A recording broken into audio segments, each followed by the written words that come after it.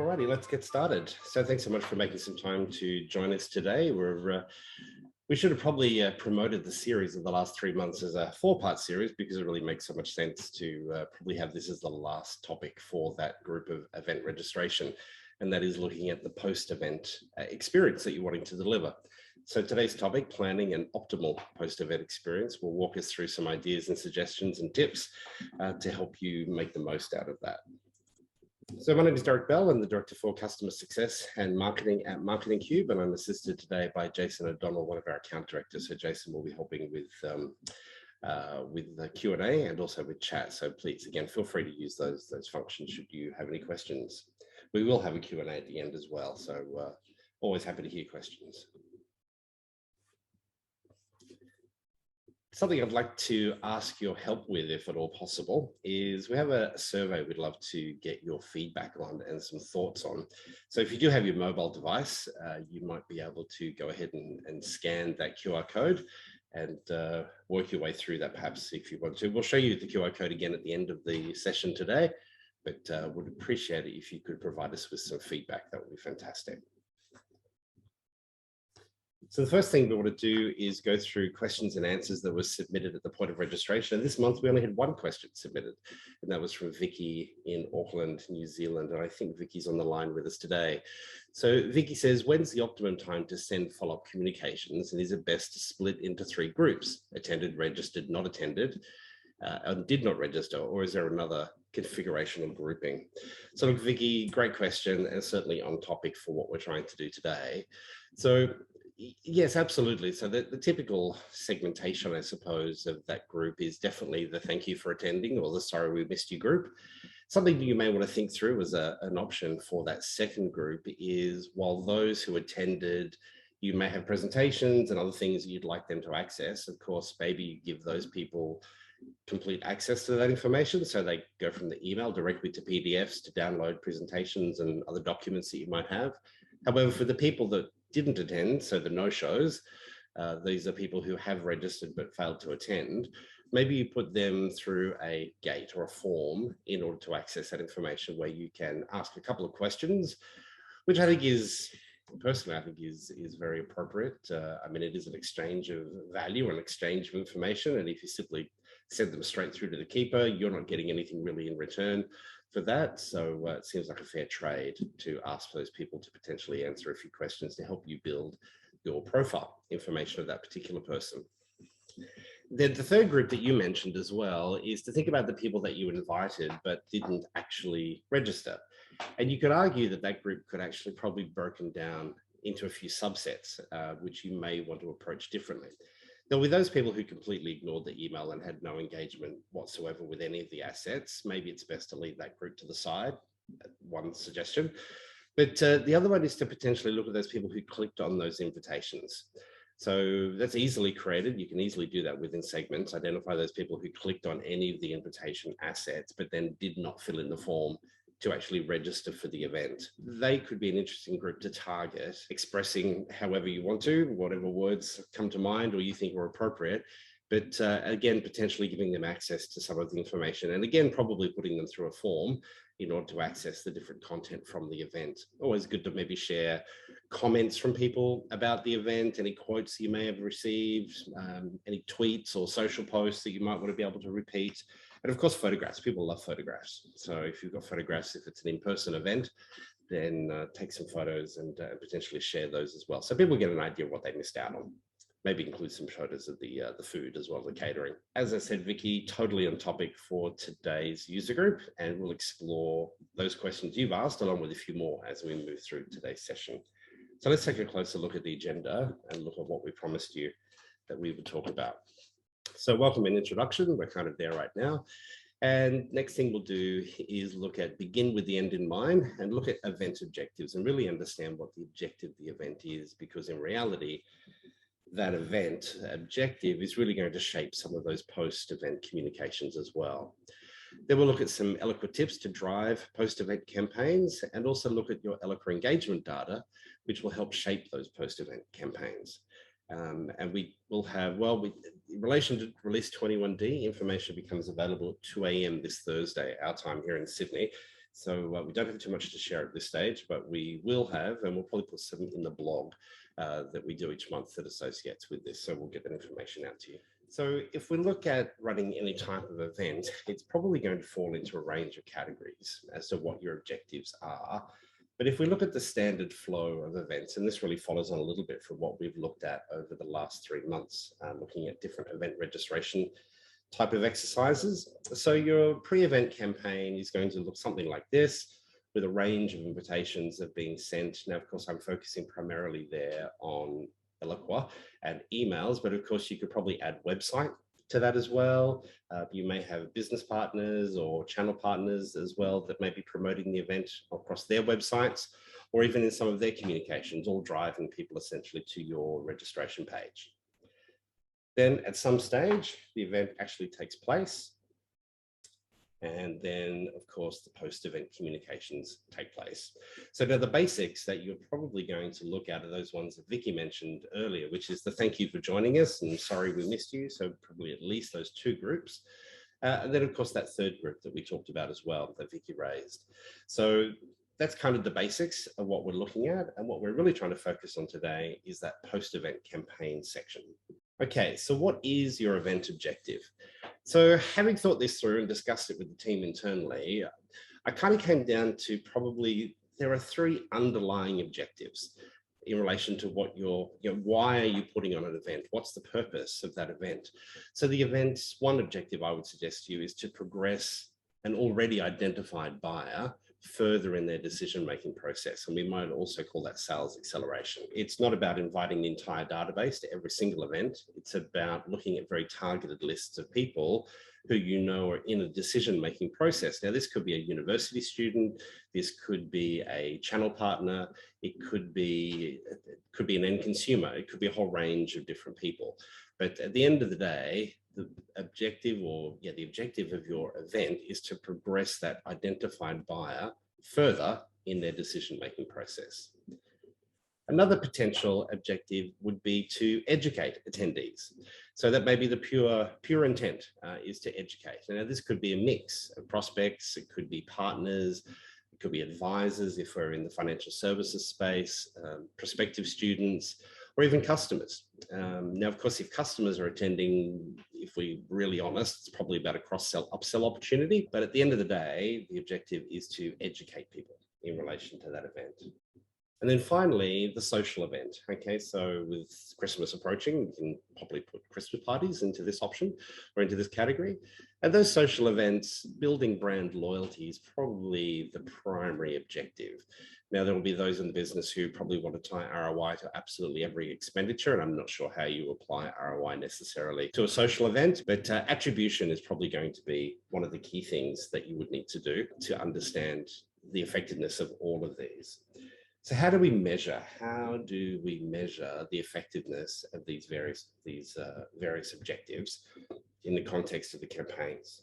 So first one, if we're looking to progress a buyer, how are we going to measure what that buyer has done? So given that measurement is the key and measurement is what we should obviously be trying to do, the attribution is probably going to be super critical, largely to all 3 of these. So it's being able to identify whether it's in the CRM platform or wherever it is associating an individual's attendance at an event, which has obviously cost you money. You've invested money to do that.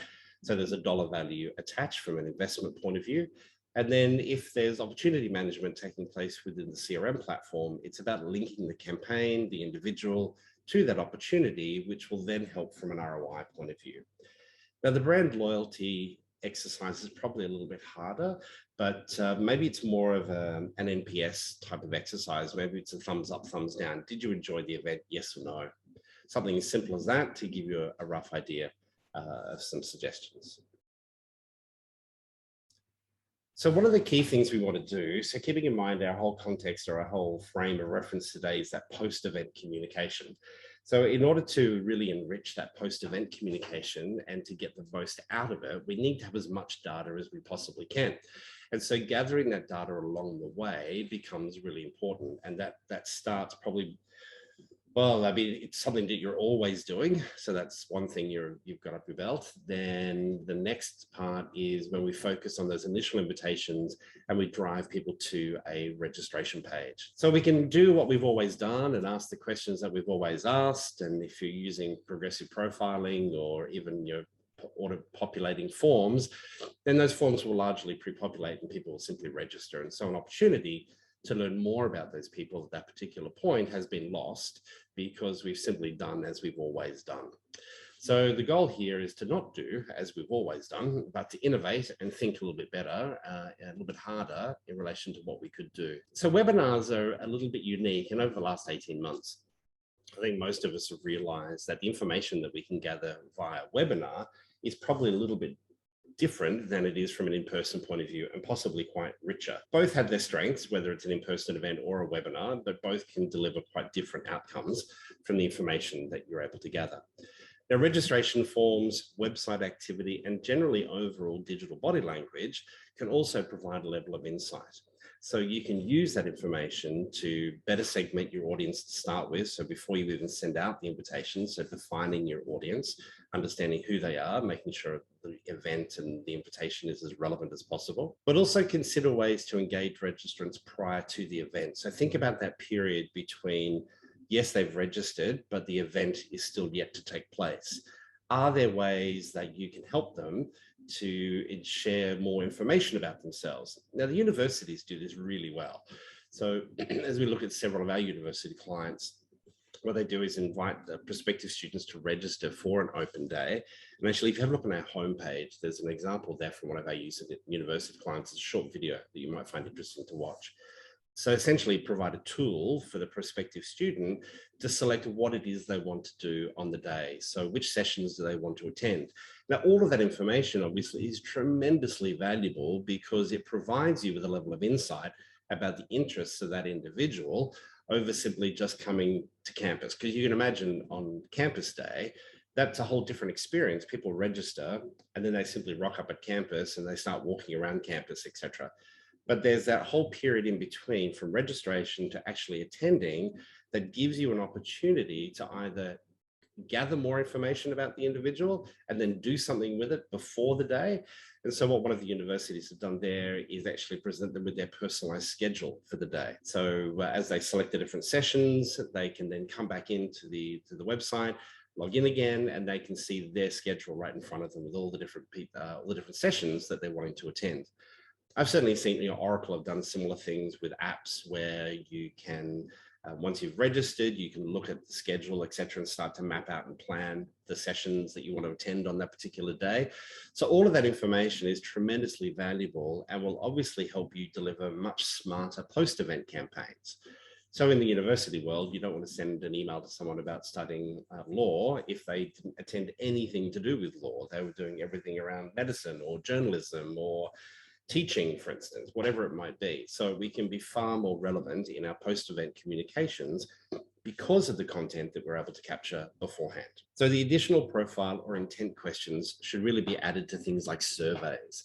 So again, once you're at a point to send out a survey to somebody, the likelihood is you pretty much know just about everything you need to know from a basic profile point of view.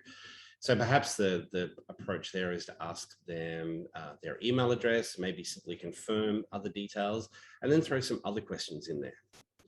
Intent questions are good. So again, universities seem to do this really well because it's such a no-brainer question that they have to ask. And is it, when do you intend to study? So which quarter or which half year, etc. Which intake are you planning to play with?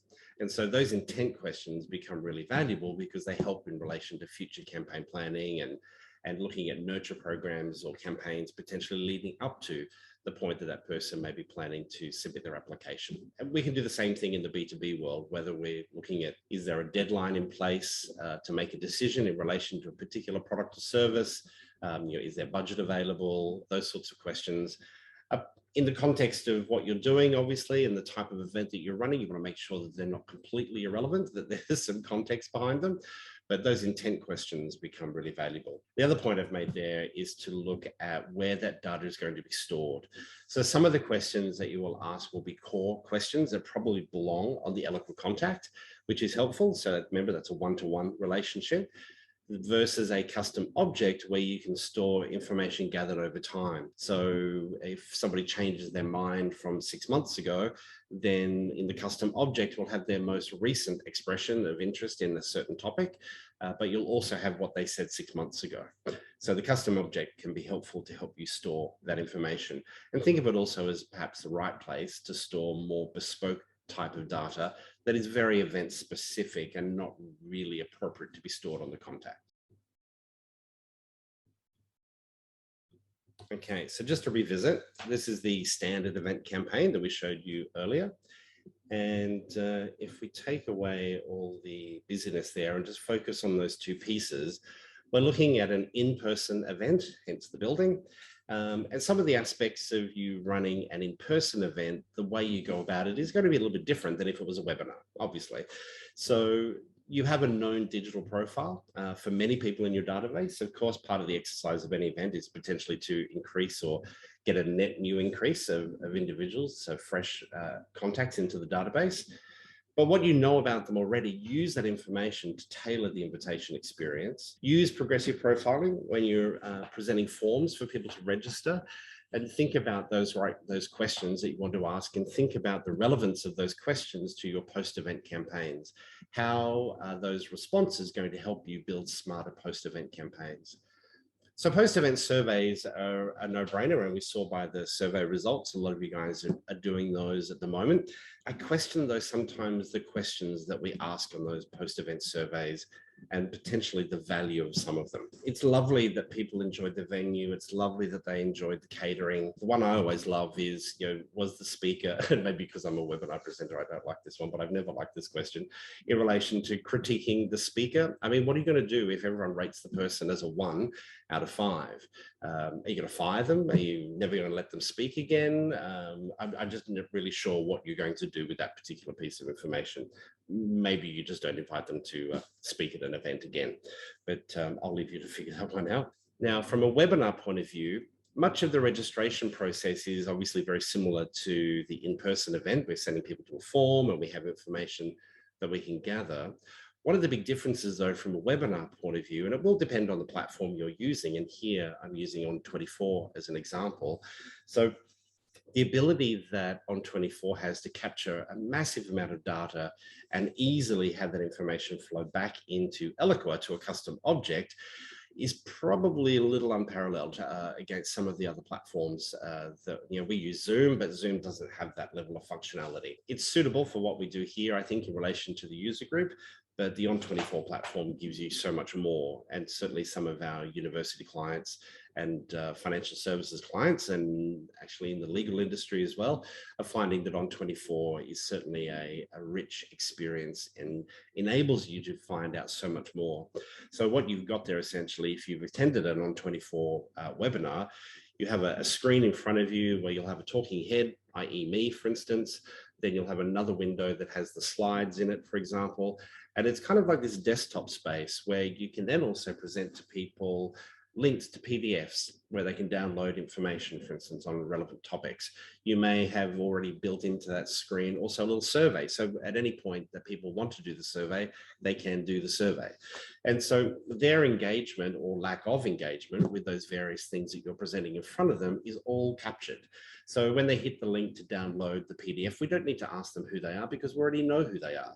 And so that behavior is captured and easily reported and automatically moves back into Eloqua, enabling you to do some really smart segmentation after the event, and also that hyper-personalization that you're looking to do as well. Depending on whether it's in person or webinar, what you do will be a little bit different, but not completely different.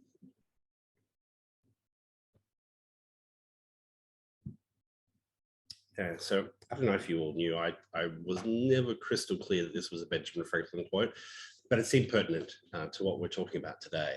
So the ability to, if we fail to plan, we plan to fail. And so there's nothing worse than investing all that time and money into your event than to have that last guest leave. And then, well, okay, what next? What are we going to do? Oh, I wish we had asked this question, or I wish we had gathered this piece of information at the point. So our post-event planning really needs to happen right at the very beginning. of our event. Okay, so let's jump in now. Let's have a look. So I use the scenario that your last guest has just left. You can see he's dragging his bag behind him there, probably off getting an Uber off to the airport. And what are you going to do? What happens next? So let's revisit that slide again. So we looked at this sort of standard event concept. Yes, you'll have your thank you for attending and sorry we missed you. And again, based on your feedback today, it looks like definitely having a post-event survey is something that you're all keen to do and have on the agenda. If we've planned well, 80% of the work we need for our post-event campaigns can probably already be done, okay? Leaving you 20% of effort to get things going once the event has concluded. So let's have a look at what that could look like and some ideas. The other thing to ponder on is the old sales funnel experience, top of funnel, bottom of funnel. I know it's not a linear process, and there are plenty of illustrations that toss the funnel out the window, but I would suggest to you that at the end of the day, the underlying fundamentals are exactly the same. So again, going back to the objective of our post-event campaign, what is it we're trying to do, or where do those tactics fit in, and where are they most appropriately, how are they most appropriately delivered to people who have in fact attended? So if we look at the post-event campaign, as I said to you, I would suggest whether it's in person or a webinar, 80% of that work could in fact be done before the event takes place. So that could be building out your post-event emails. So the thank you for attending, sorry we missed you. Those emails could largely be built, perhaps just with some finessing in copy that might be needed. If there are landing pages that need to be built in forms, for instance, for people to access replays of either video replays or perhaps it's accessing presentations, etc. Now, generally speaking, the presentations, depending on the size of your event, are probably all approved and finished within hopefully a week or so of the event. It's not always the case. We know some are always done 10 minutes before the person arrives. But if you've got those available, you can send those or upload those into Eloqua and have people access them. One thing that we tend to do as well is, even if we are sharing a presentation, we tend to trim it down a little bit. We don't show every single slide in the download.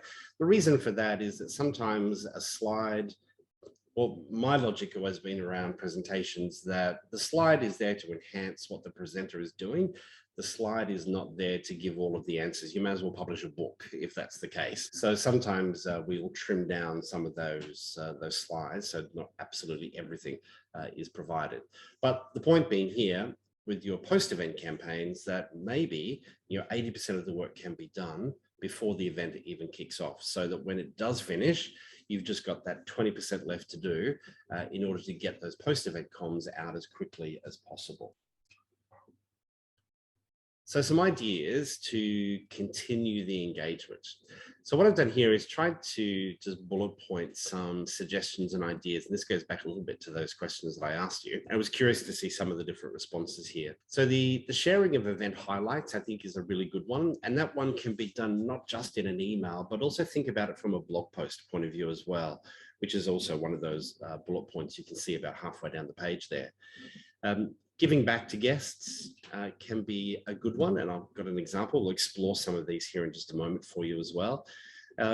Social media, we talk about a contest there. Does it have to be a contest? Could it just simply be a place that you promote? And it could be something that you promote during the event itself. So you potentially have QR codes around your physical event, or like we do sometimes in some of the slides, driving people to a specific LinkedIn group, for example, or wherever your people hang out, wherever the environment is best for them. Drive people there while you've got them hot and got them excited and they're at the event. Strike while the iron's hot, so to speak. So all of these different things can be incorporated into your post-event communications.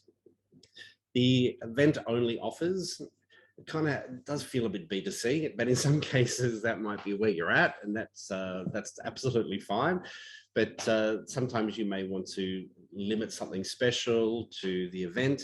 and provide that as a reminder, potentially sort of a last chance to access something within your email communication. So of course, that's going to require planning long before your event kicks off, but something you've got a valid excuse then to reach out to people. So let's explore some of these in a little bit more detail. But before I do that, I just wanted to remind you, if you wanted to grab your phone, you can register now for the November user group, which will be, sort of, as we said there, Good Riddance 2021. We'll be looking at some end of year Eloqua housekeeping for you and some ideas and tips so that you can head off for the summer holidays, certainly for the Australian, New Zealand audience for the summer holidays, hopefully a little bit relaxing and not have to worry and stress too much about things. So yeah, so go ahead and scan that and you can register at your leisure. Alrighty, so let's look at some examples. Hopefully those ideas that we've presented have given you a few ideas and tips and things that maybe you haven't thought about, but we want to take you a little bit further on some of them, looking at how Eloqua can help you deliver some of these in a more hyper-personalized way. So let's have a look and drill into those. So one of the first ones I wanted to look at was thanking attendees and sharing event highlights. A few ways you could dive into this is to help attendees relive some of those experiences they've had at your event.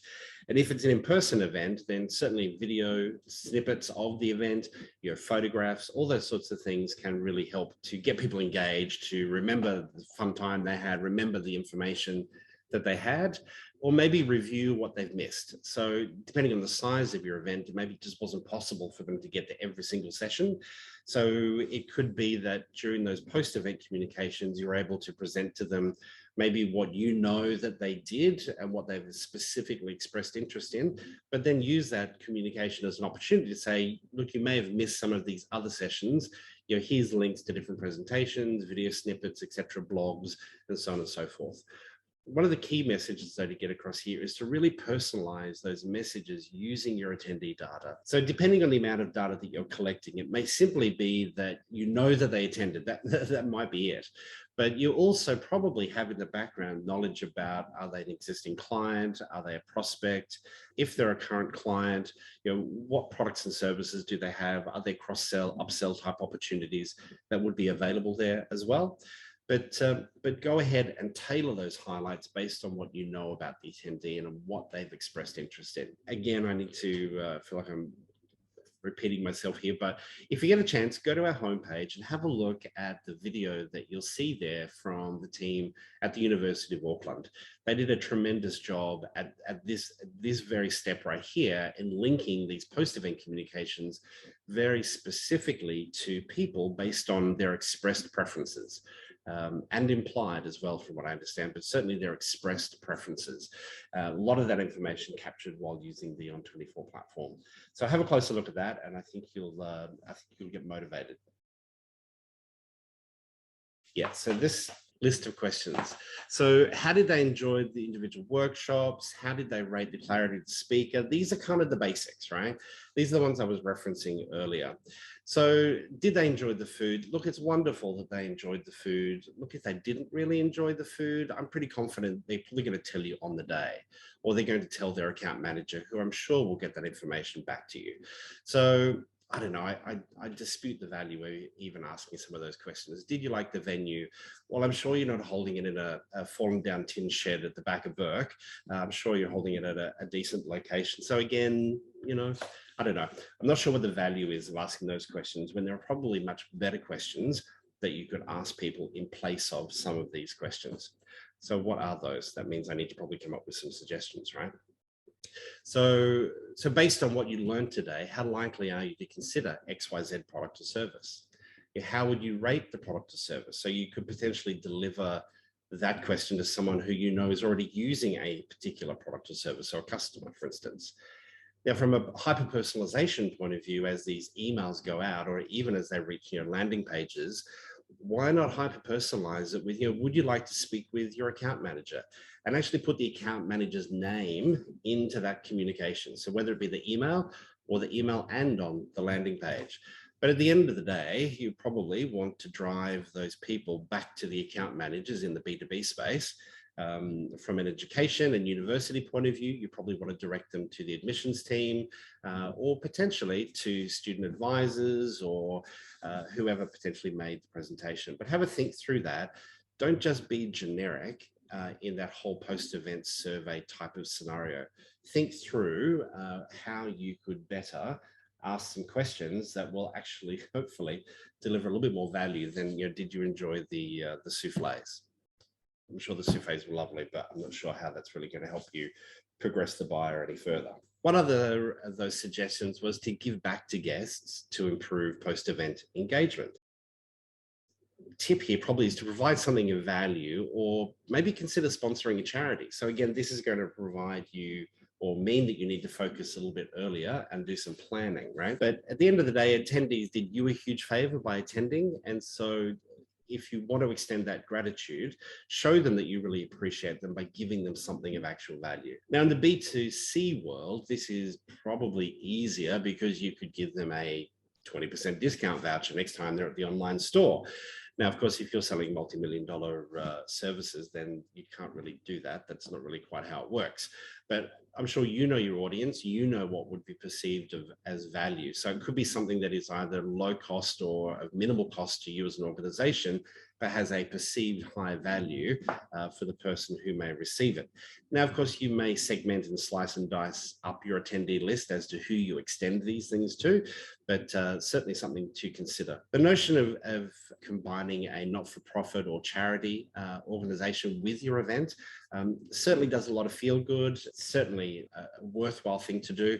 Most organizations that we work with and that I know of already have some type of relationship with different not-for-profits. So there could be some way to potentially weave that into the event as well, which then also gives you, as I've said, there a valid and meaningful reason to potentially reach out to attendees after the event and to provide them with updates on their chosen charity or the chosen charity that you've done. And it could also be a nice conduit to work through for the next event. It could be updates from the charity. It could be a speaker from the charity potentially presenting at the next event, so that people can sort of see that journey and sort of feel like they're contributing and participating, which hopefully they are. So that were just a few that I wanted to dive into to kind of help you get a feel for some of those post-event strategies or ideas that you could work with. If you've got any questions on any of those, obviously we'd love to have you throw those in the Q&A today if you choose to, or of course you can just simply contact us from our website. So again, you can scan that QR code if you'd like to in order to do that. Now, the next update of Eloqua is happening in November. We don't have confirmed dates as yet for when in November, but the announcement as to what is going to be available will be on Thursday at 2 a.m. Australian Eastern Daylight Time. So I won't be up, but I will get onto that information later on Thursday or Friday as it becomes available. And so what we'll do is we'll review that content and get that into the blog, so you've got some information on that as well. So we'll provide you with that as we move through. And then my final question to you was to, again, ask if you would provide us with some feedback on that survey. So even if you scan the QR code, it'll load obviously in your smartphone.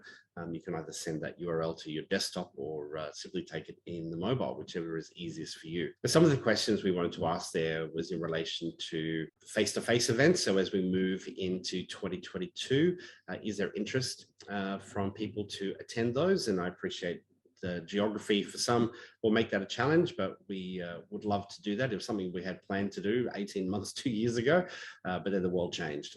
Webinars was the only option.